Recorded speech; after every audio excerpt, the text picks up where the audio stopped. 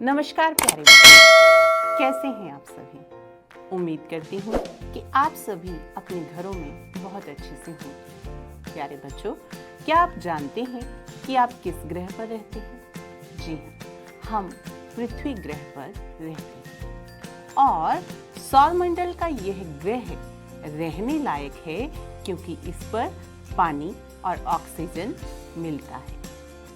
प्रिय बच्चों, क्या आप जानते हैं कि जिस पृथ्वी पर हम रहते हैं उसमें लाखों करोड़ों वर्षों से अनेक परिवर्तन होते आ रहे हैं और ये परिवर्तन पृथ्वी की भीतरी सतह में होते हैं और आगे भी ये परिवर्तन होते रहेंगे। आखिर कैसे हैं ये परिवर्तन और किस तरह से होते हैं, आज हम इसी का अध्ययन करेंगे। आज कक्षा 7 के भूगोल का हमारी बदलती पृथ्वी इस विषय को हम पढ़ेंगे और जानेंगे कि किस तरह से हमारी पृथ्वी में बदलाव हो रहे हैं, कौन कौन से परिवर्तन हमारी पृथ्वी पर हो रहे हैं। तो आइए शुरू करते हैं अध्याय।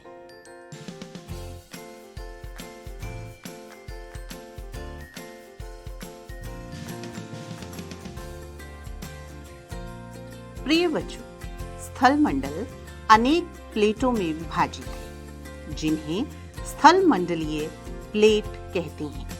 आपको यह जानकर आश्चर्य होगा कि ये प्लेट हमेशा धीमी गति से चारों तरफ घूमती रहती है।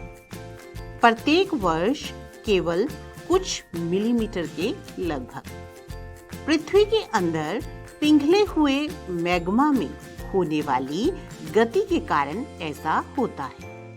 पृथ्वी के अंदर पिघला हुआ मैग्मा एक वृत्तीय रूप में घूमता रहता है। इसे आप अपने घर में भी एक प्रयोग के माध्यम से समझ सकते हैं। एक रंगीन कागज की छोटी सी गोली लीजिए और इसे जल के आधे भरे बीकर में रख दीजिए। बीकर को तिपाई पर रखकर गर्म करें।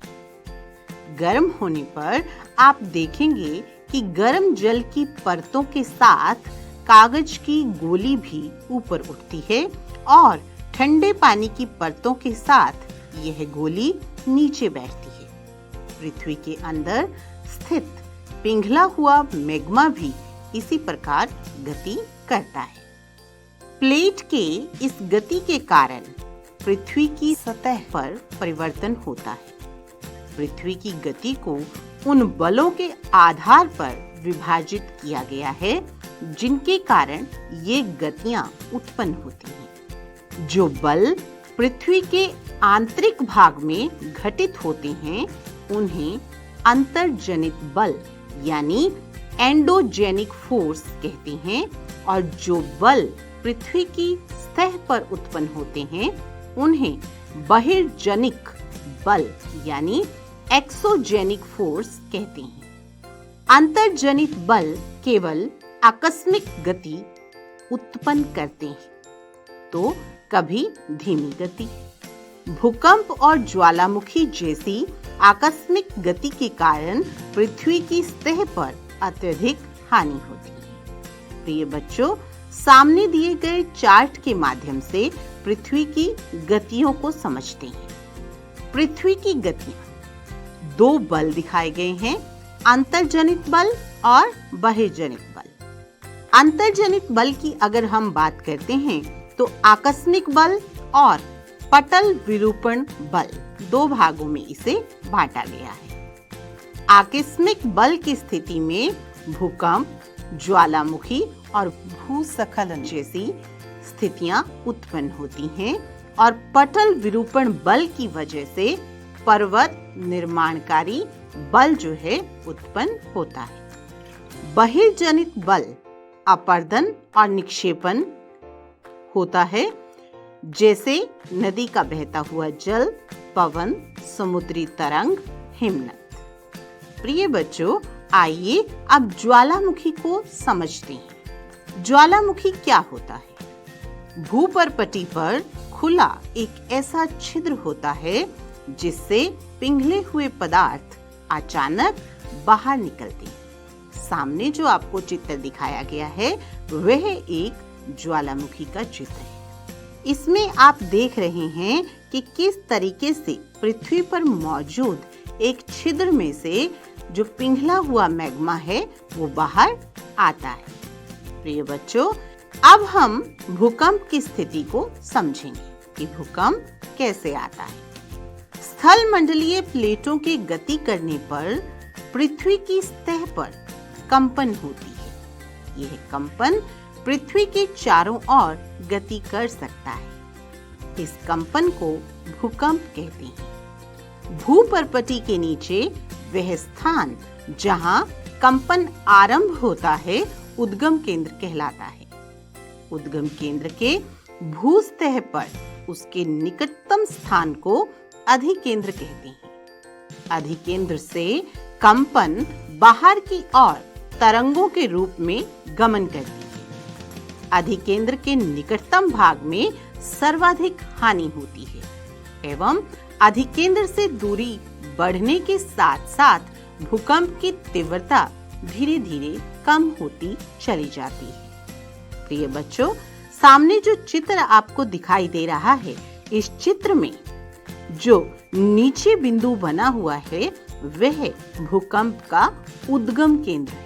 मैंने पहले भी बताया कि वह स्थान जहां भूकंप उत्पन्न होता है वह भूकंपी ऊर्जा का उद्गम केंद्र कहलाता है। प्रिय बच्चों, हालांकि भूकंप की भविष्यवाणी संभव नहीं है, लेकिन अगर हम पहले से तैयार हों तो इसके प्रभाव को निश्चित रूप से कम किया जा सकता है।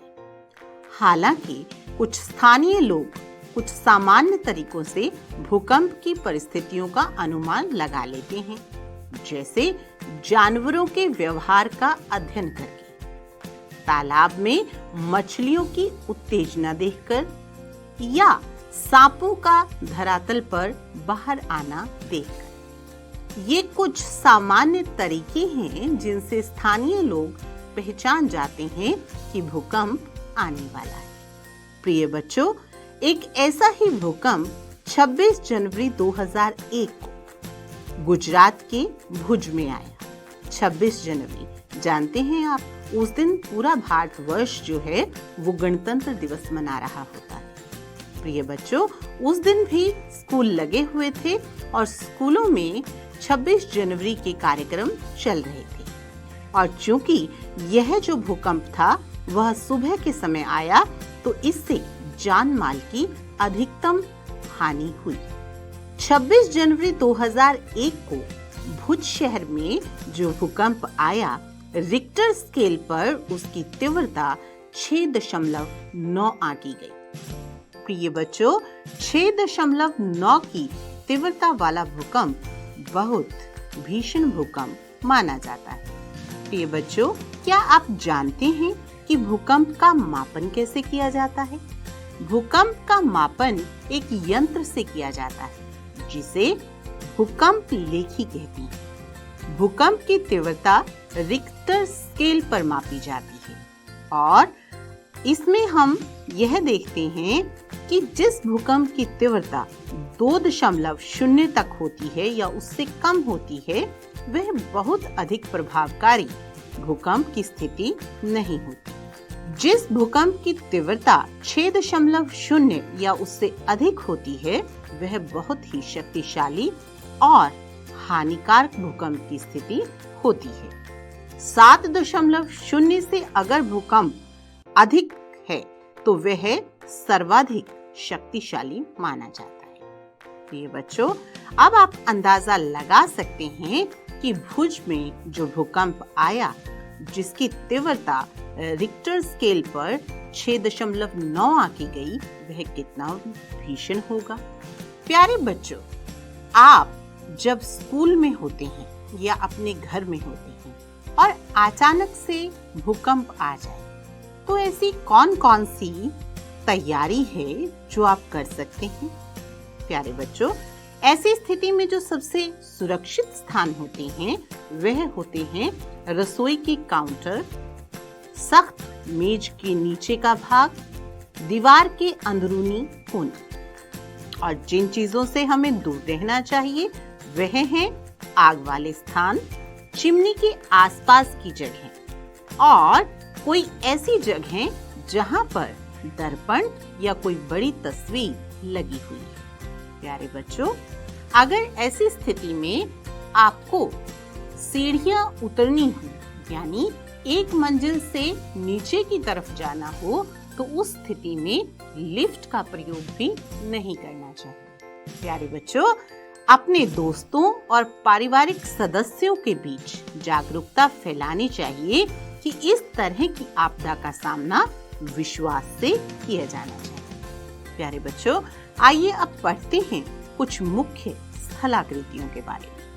अपक्षय और अपर्दन नामक दो प्रक्रमों द्वारा दृश्य भूमि लगातार विघटित होती रहती है। पृथ्वी की सतह पर शैलों के टूटने से अपक्षय की क्रिया होती है। भूदृश्य पर जल, पवन और हिम जैसे विभिन्न घटकों के द्वारा होने वाले क्षय को अपर्दन कहते हैं। वायु, जल आदि अपर्दित पदार्थ को एक स्थान से दूसरे स्थान पर ले जाते हैं और फलस्वरूप एक स्थान से निक्षेपित करते हैं। अपर्दन और निक्षेपण ये प्रक्रम पृथ्वी के धरातल पर विभिन्न स्थलाकृतियों का निर्माण करते हैं। आइए अब पढ़ते हैं नदी के कार्यों के बारे में। नदी के जल से दृश्य भूमि का अपर्दन होता है। जब नदी किसी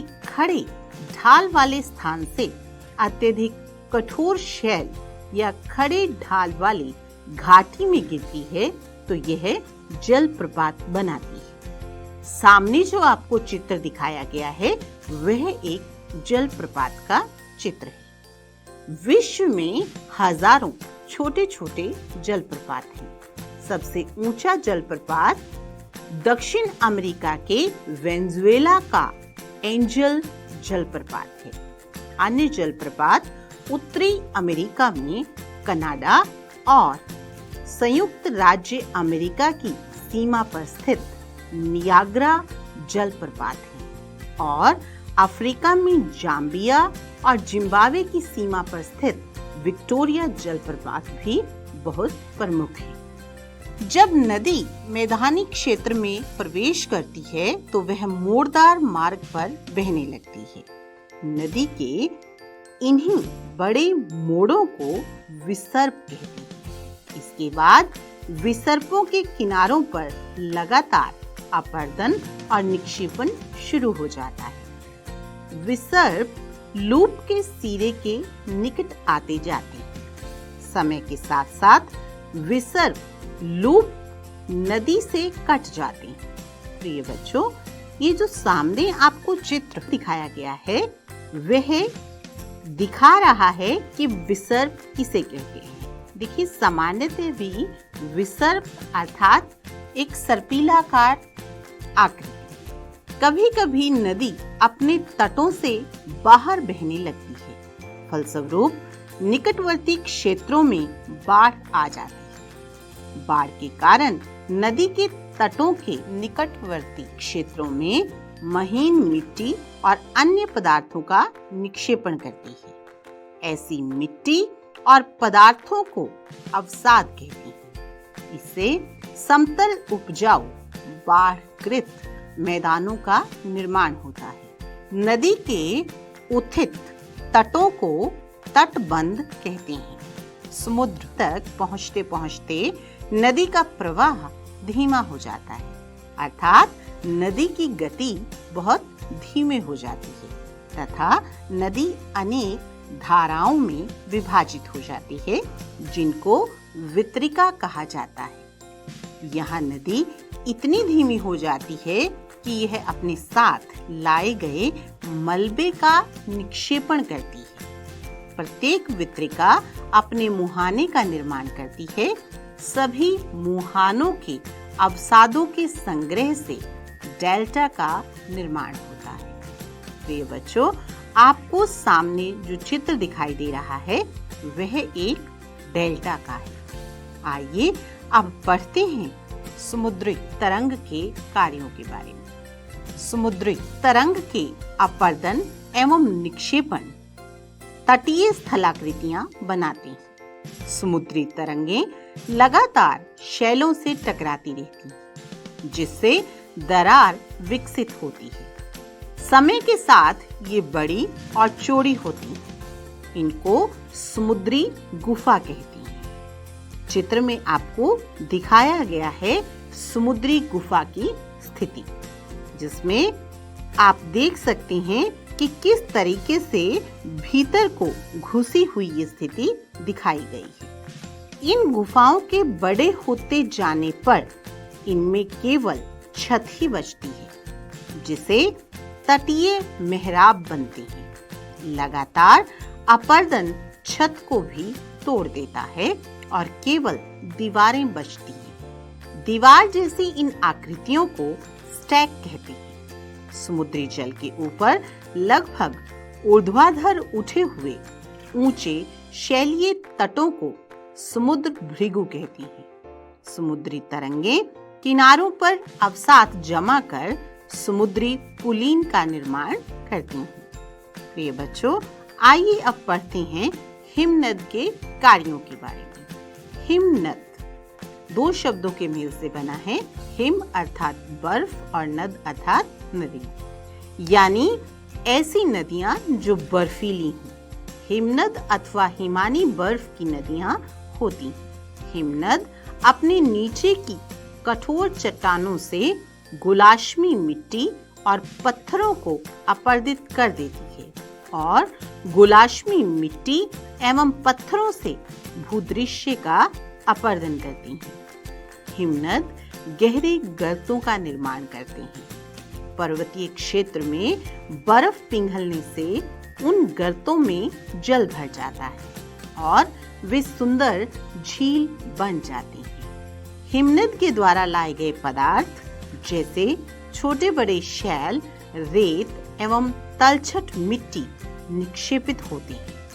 ये निक्षेप हिमनद हिमौड़ का निर्माण करते हैं। तो आपने देखा कि हिमनद के क्या क्या कार्य हैं।